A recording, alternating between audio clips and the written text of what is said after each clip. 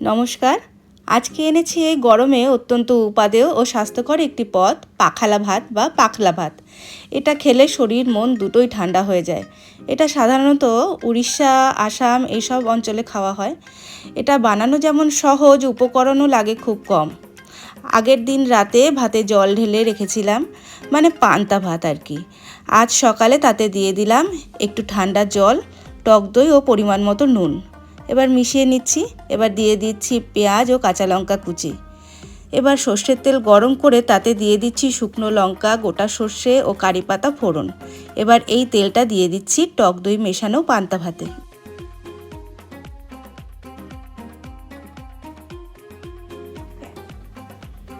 ব্যাস রেডি আমার পাখালা ভাত বা পাখলা ভাত।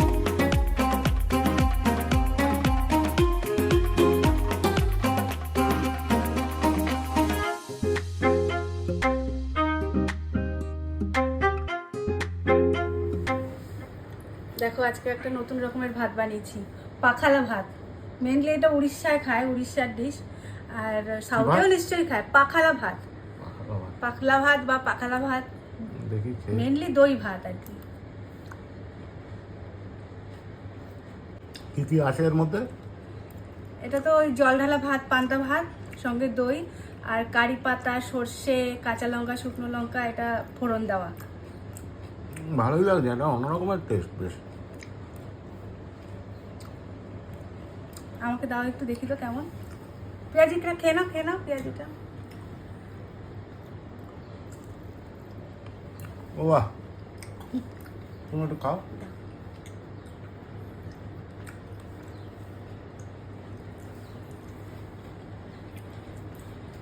পুরো অন্যরকম না হ্যাঁ। টেস্টটা?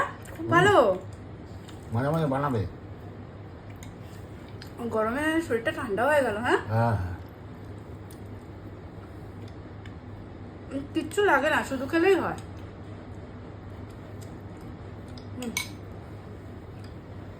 দারুণ, দুর্দান্ত। বাহ, মাঝে মাঝে একটু বানাবে। বন্ধুদেরও বলে দাও বানিয়ে খেতে। সবাই বানিয়ে খাবেন।